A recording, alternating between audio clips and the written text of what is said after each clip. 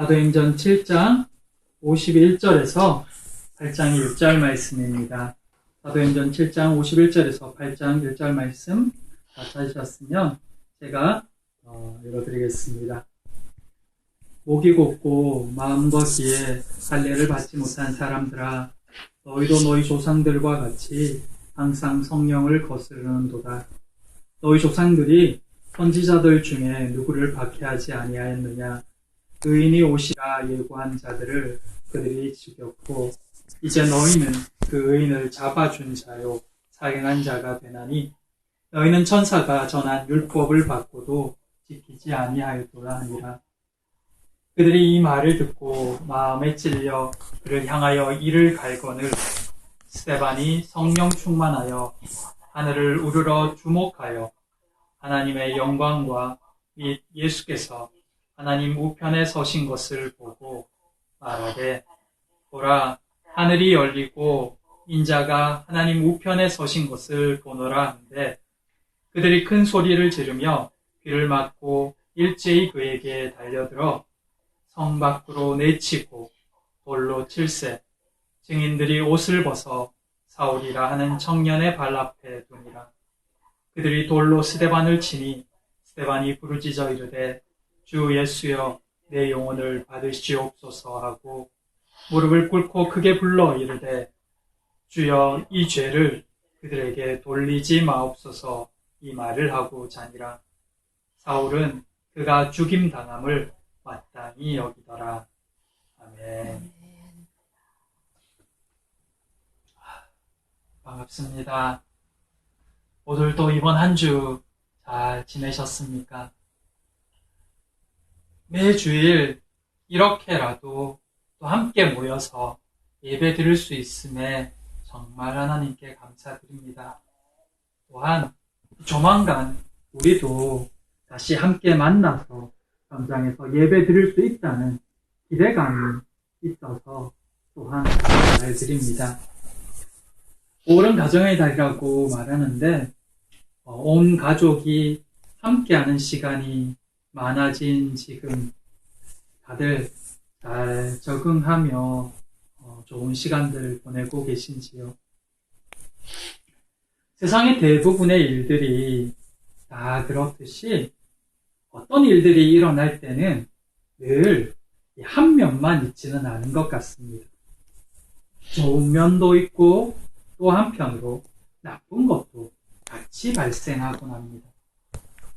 코로나로 인해서 많은 생명들이 죽어 너무 가슴이 아프지만, 또 한편으로 많은 생명들이 잉태되는 시기이기도 하다고 말들 합니다.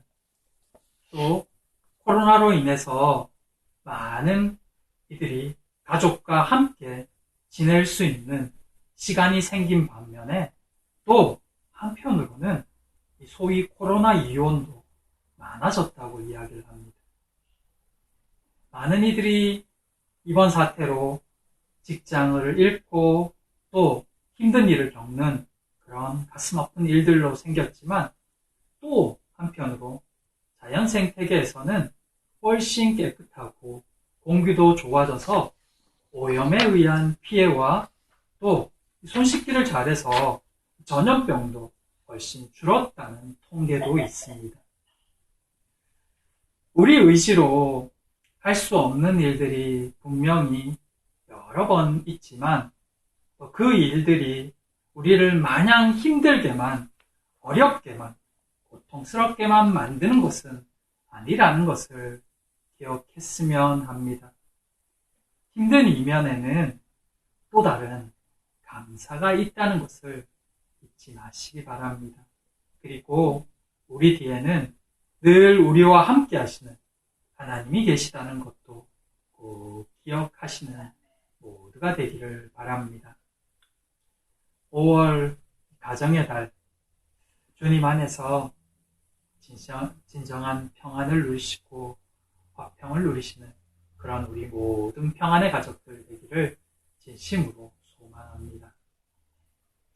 오늘은 이 스데반 집사님의 마지막 모습을 함께 살펴보고자 합니다. 몇 주 전이지만 앞에서 우리는 이 스데반 집사님이 은혜와 권능이 충만하여 큰 기사와 표적을 민간에 많이 행했다는 것을 함께 읽었습니다. 그로 인해서 사람들이 많이 기뻐하기도 했지만 또한 유대인들의 시기와 모함을 많이 겪기도 했습니다. 결국 이 거짓 증인들에 의해서 스데반은 산헤드린 공회 앞에까지 서게 됩니다.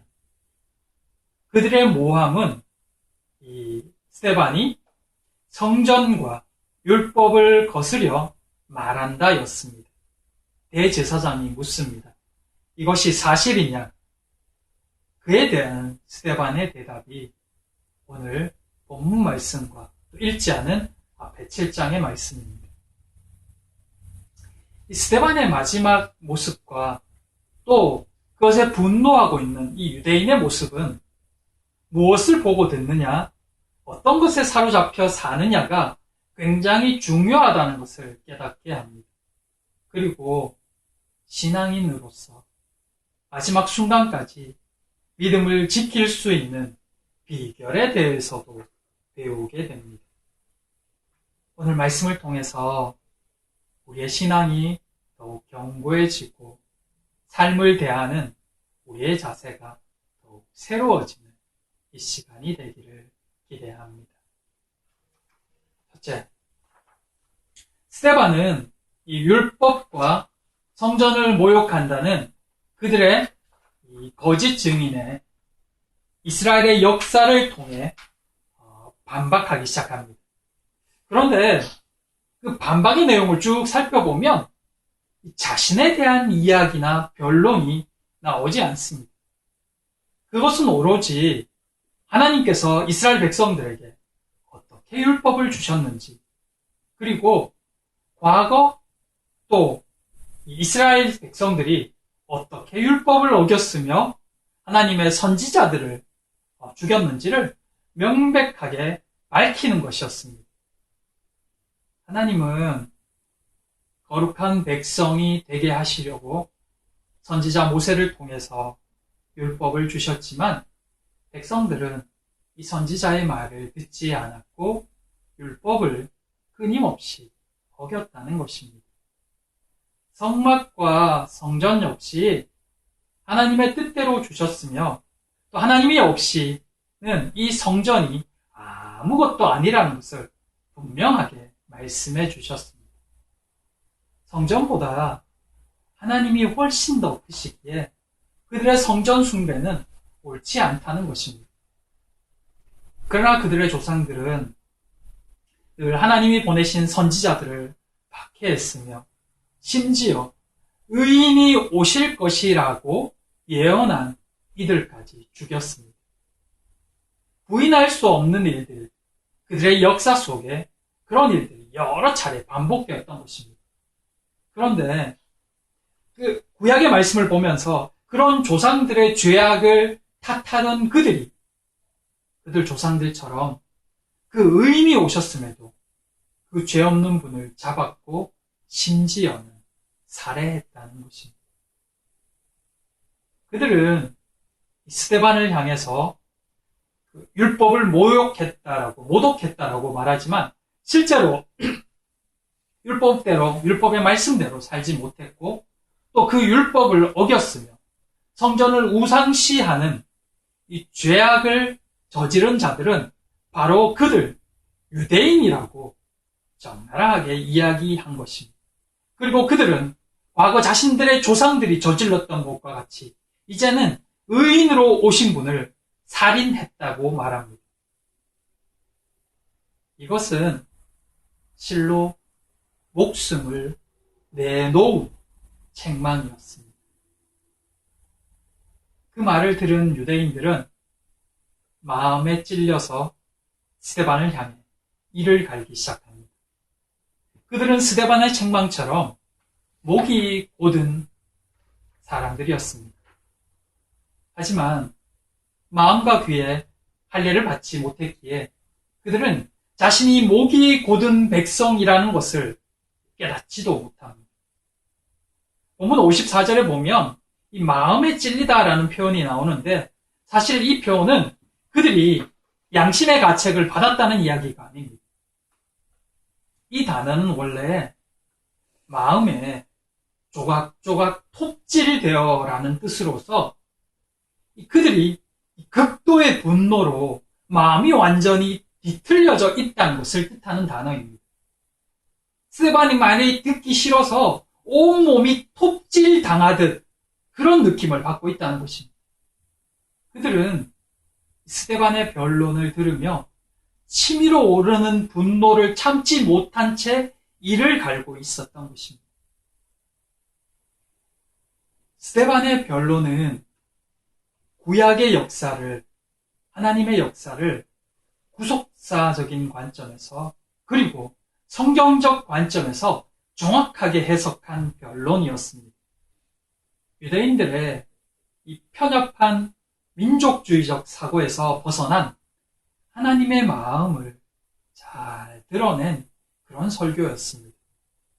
그러기에 귀를 열고 마음을 열었다면 이 찔림으로 회개할 수 있는 기회였지만 마음과 귀를 닫아버린 그들에게는 그저 화만 돋구고 분노만 불러일으키는 변론이 되고 말았습니다. 분명히 그들도 잘 아는 구약 역사를 통해서 그들이 고소했던 율법과 성전에 관한 하나님의 말씀을 자세히 풀어서 가르쳐주고 있었는데 그들은 그 성경 말씀을, 하나님의 말씀을 들으면서 왜 그렇게 분노하며 이를 갈고 있었을까요? 자기들이 원하는 대로 되지 않았기 때문입니다. 교만해서 말씀을 제대로 듣지 않았기 때문입니다. 그리고 결정적으로 예수를 의인이라고 말하는 그 소리가 듣기 싫었습니다. 이것이 종교인의 모습입니다. 바꿀 마음이 없습니다. 바뀔 준비도 되어 있지 않습니다. 그저 내가 원하는 대로만 기대할 뿐입니다.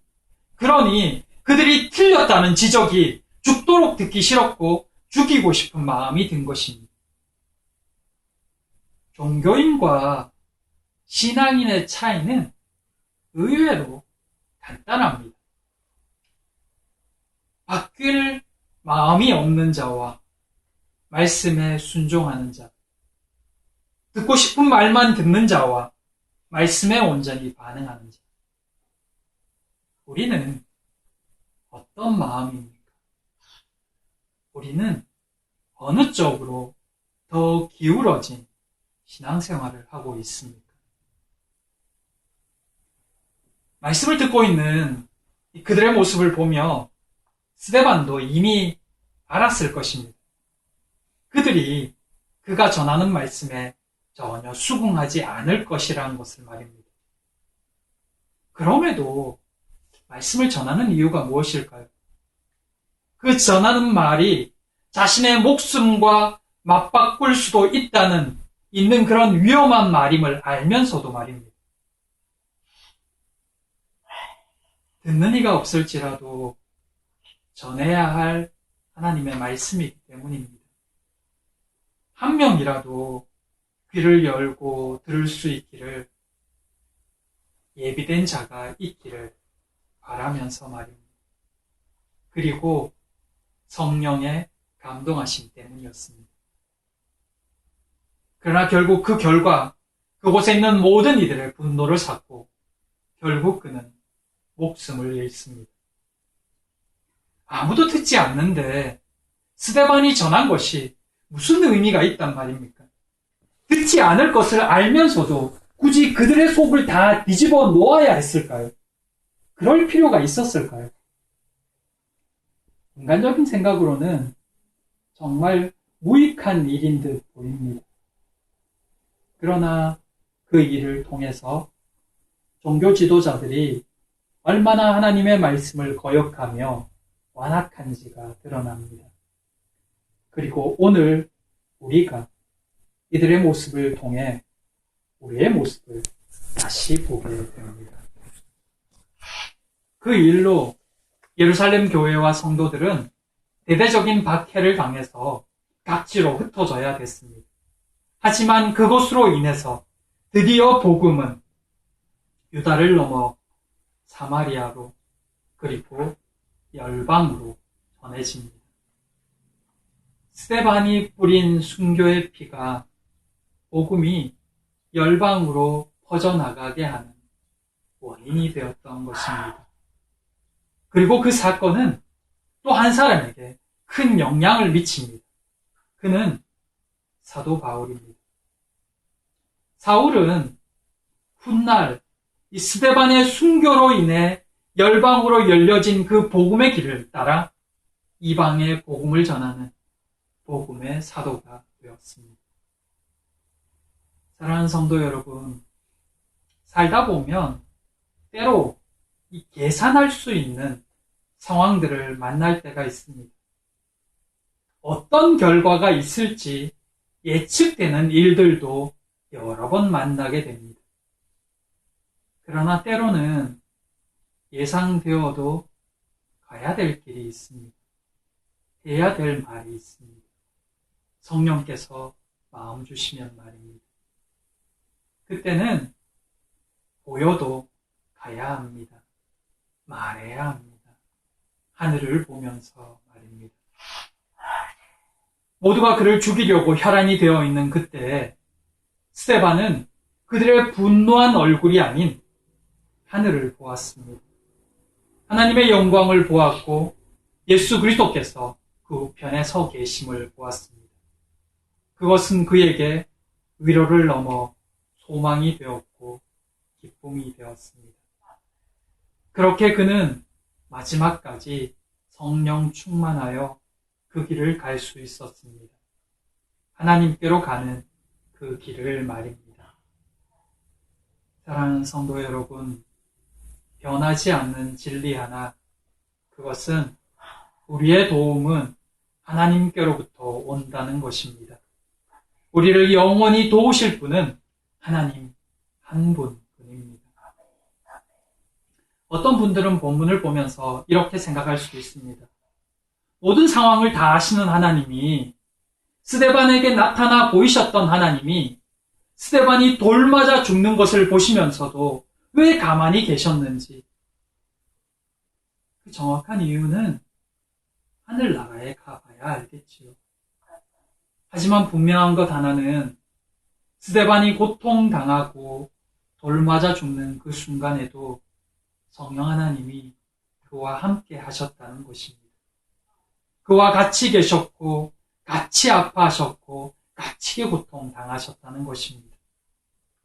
그로 인해 스데반은 그 죽음의 상황 속에서도 마지막까지 성령 충만함으로 믿음을 지킬 수 있었습니다. 비슷한 상황 속에서도 그곳에 있는 사람들이 누구냐에 따라 전혀 다른 반응과 결과들이 나오기도 합니다. 성령 충만했던 베드로의 설교로 수많은 사람들이 회개하는 반면 스데반의 설교에서는 모여있던 모든 사람들이 분노로 이를 가는 것처럼 말입니다. 그것은 복음 앞에서의 사람들의 반응입니다. 그 반응에 따라 그들의 생사는 결정될 것입니다. 사람들의 반응조차 하나님이 바꾸시지는 않습니다. 그것은 그들의 선택의 몫으로 맡겨두실 뿐입니다. 그리고 그들의 선택에 따라 우리에게 일어나는 일들도 아마 달라질 것입니다. 하지만 그때에도 분명한 것은 하나님이 우리와 함께 하신다는 것입니다. 그래서 어떤 상황과 어떤 조건에서도 우리는 극복하며 믿음으로 감사할 수 있는 것입니다. 사랑하는 성도 여러분, 우리의 처해 있는 상황과 환경, 또 우리의 처지가 바뀌는 것, 그것은 사실 우리의 신앙 안에서 그렇게 중요한 문제가 아닙니다.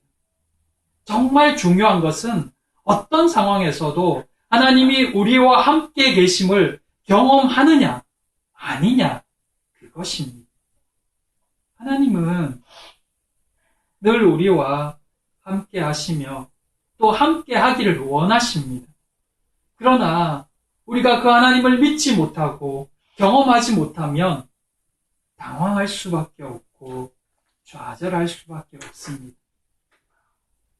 오늘 우리와 함께하고 계시는 하나님을 온전히 경험하며 신뢰할 수 있는 모두가 되기를 축복합니다. 그러면 스데반과 같은 상황에서도 믿음을 지킬 수 있습니다. 그리고 천국의 소망으로 살 수 있습니다. 사랑하는 우리 모든 성도님들이 그러하기를 바랍니다. 하나님을 소망하는 그리스도인으로 믿음의 확신으로 오늘을 감사로 살아가는 모두가 되기를 축복합니다. 둘째, 특별한 인생을 사는 사람들. 오늘 말씀에 스데반의 마지막 모습이 나와 있습니다. 그는 하늘의 영광을 보았습니다. 그리고 사람들에 의해 돌을 맞아 죽습니다. 그는 죽으면서 하나님께 자기의 영혼을 받아달라고 기도합니다. 그리고 돌로 치는 무리들을 향해 기도합니다. 주여, 이 죄를 그들에게 돌리지 마옵소서. 우리와, 저와 너무 다른 모습, 그 마지막 모습에 감히 그 이론적인 그 어떤 말조차 하는 것이 두렵기만 합니다. 순교의 길, 마지막까지 영혼을 사랑하는 모습. 예수 그리스도의 그 마지막 모습과 너무 많이 닮은 그의 마지막 모습은 감히 닮고 싶다고 말하기도 어려울 정도입니다. 그러나 그때 그의 죽음을 보며 마땅하게 여긴 사람이 있었습니다. 돌로 치는 유대인들도 있었지만 또 그 죽음을 마땅하다 생각하며 지켜보던 이도 있었습니다. 그는 사울입니다. 훗날 사울은 스데반의 뒤를 따랐습니다. 그는 그러나 지금 스데반의 죽음을 당연하다고 생각합니다. 존경받기에 조금도 부족함이 없는 인품을 지닌 그 거룩한 한 사람이 돌에 맞아서 비참하게 죽어가고 있는데도 불구하고 그런 그를 보며 그의 마지막을 보며 당연하다고 생각할 수 있는 그 마음은 도대체 어떤 마음일까요? 사람이 이토록 잔인할 수 있을까요? 사울 역시 배울 만큼 배운 사람이었고 사람들에게 인정받는 사람이었으며 하나님을 향한 열심이 대단한 사람이었습니다. 그럼에도 사람을 죽이는 그 일에 동참할 수 있다는 것이 정말 무섭기만 합니다. 그런데 그것이 인간입니다. 우리입니다. 도대체 스데반과 사울의 다른 점이 무엇일까요? 지금의 사울과 훗날의 사도 바울의 차이점이 어디에 있을까요? 생각의 차이입니다. 그 차이가 전혀 다른 사람의 모습으로 나타납니다. 두 사람은 서로 옳다고 생각하는 것을 행하는 것입니다. 이것이 어떻게 생겨났을까요? 어떻게 이런 생각의 차이가 났을까요? 이것은 사실 교회를 다니느냐 아니냐로 차이가 나지 않습니다. 예배를 드리느냐 안 드리느냐의 차이도 아닙니다. 말씀을 배웠느냐 못 배웠느냐의 차이도 아닙니다.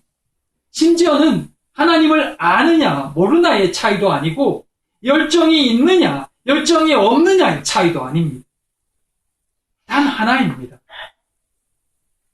예수 그리스도를 인격적으로 만났느냐, 만나지 못했느냐. 오직 하나, 예수 그리스도를 인격적으로 만났느냐 아니냐, 성령 충만하냐 아니냐, 그 차이뿐입니다. 설마 우리가 사울처럼 행하겠어? 라고 생각할지 모릅니다. 그러나 인간은 모두가 거기서 거기입니다. 우리 안에서 나오는 생각과 반응은 상황에 따라서 크게 차이 나지 않습니다. 기본적인 성품의 차이로 인해서 반응의 모습에 차이가 약간 나긴 하지만 생각보다 그렇게 많이 다르지 않습니다.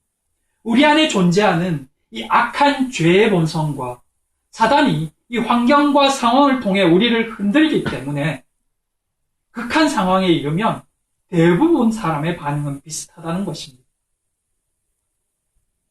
누가 봐도 스데반이 특별한 곳입니다.